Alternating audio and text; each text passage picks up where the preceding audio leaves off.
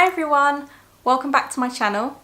So with 6 days now to go till Disney, I thought I would film a shorter video today just to run through with you the key plans that I've got for the trip and what I'm going to be doing on the 7 days that I'm going to be in Walt Disney World, Florida in November.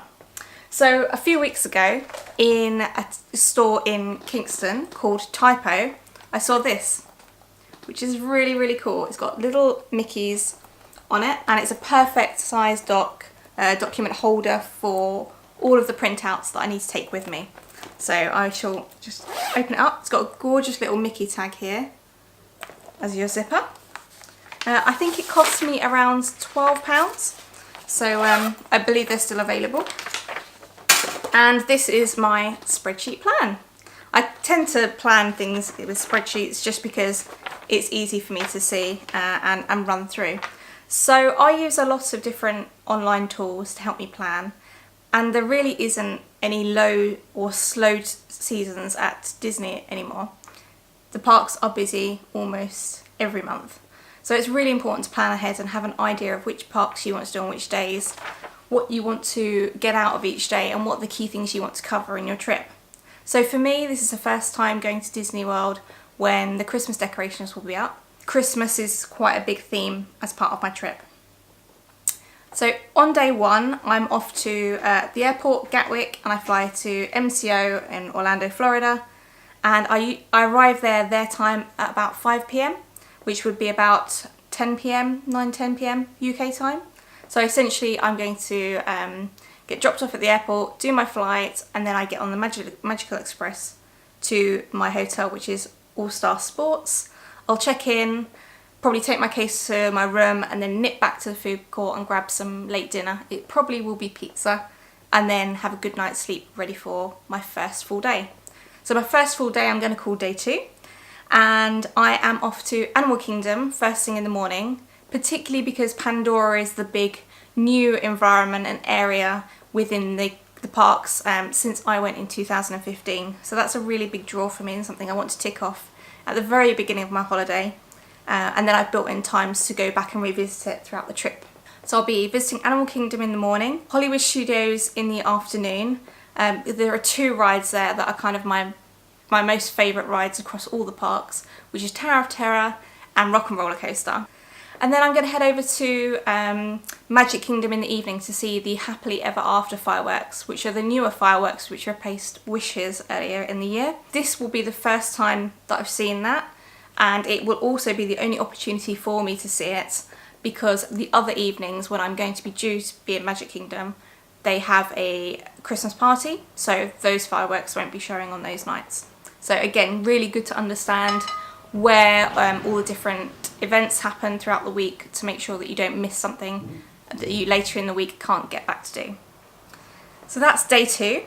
Day 3, I'm going to be in Magic Kingdom all day, and I have a ticket for the Christmas party in the evening. So I'll be there from around 9 AM right through till midnight when the park closes. On Wednesday, I'll be going to Epcot, and I really love Epcot. I think it's a really underrated theme park.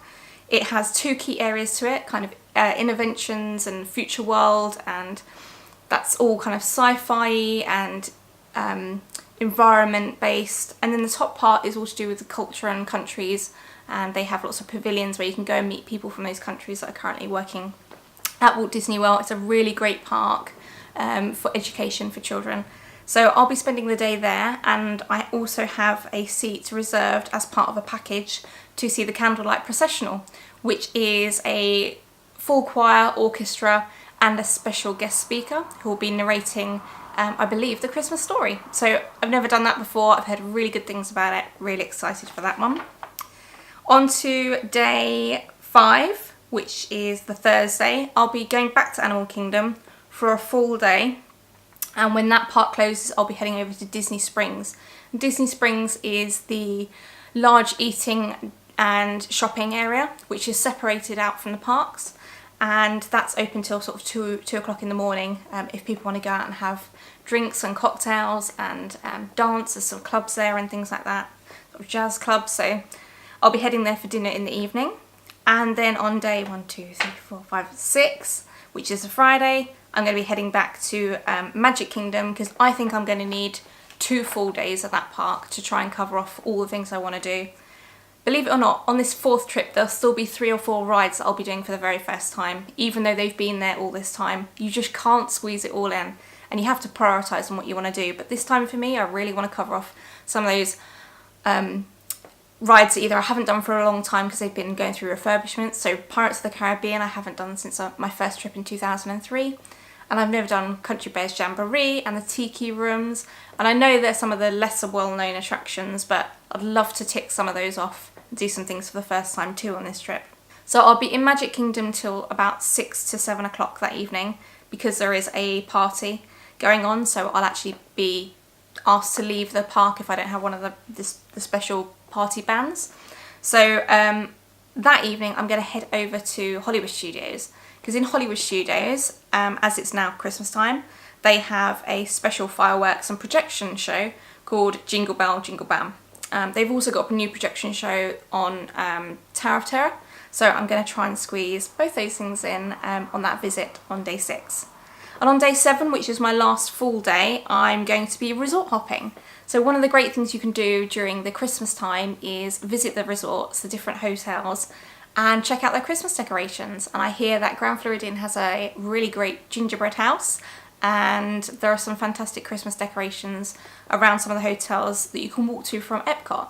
So essentially I'll be going to some of the hotels on the monorail, so I'll be visiting the Contemporary, the Polynesian and the Grand Floridian to cover those off on the loop.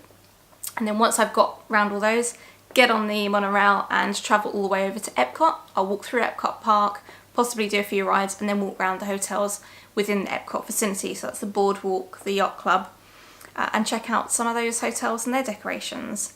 If I do get time, I'd like to try and get back over to Disney Springs on that final evening on day 7, because there's a second place that I want to eat at, and I'm going to go into where I'm going to eat in another video later on in the week. But I'd like to really try a second place for dinner over there that's been really highly rated. And I might also still have a few things to pick up because Christmas is just around the corner and I have a few people still to buy presents for. So do a bit of shopping on the evening of day 7. Day 8, which is my travel day home, I actually don't get picked up from the hotel until about 2 or 3 o'clock in the afternoon.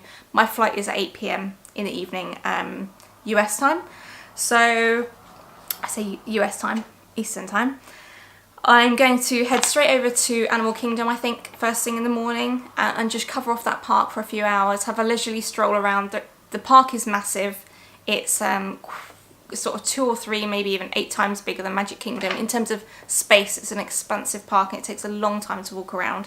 So I'll have a 3rd trip to Animal Kingdom and possibly go back and revisit Pandora if I really love it, before I then travel back to the hotel, get picked up by the Magical Express again, and take them to the airport for my flight home. So a snapshot and whirlwind tour of what my plan is for the next week. And yeah, it's really helpful to have it printed out just so I've got a rough idea of where I'm going to be going.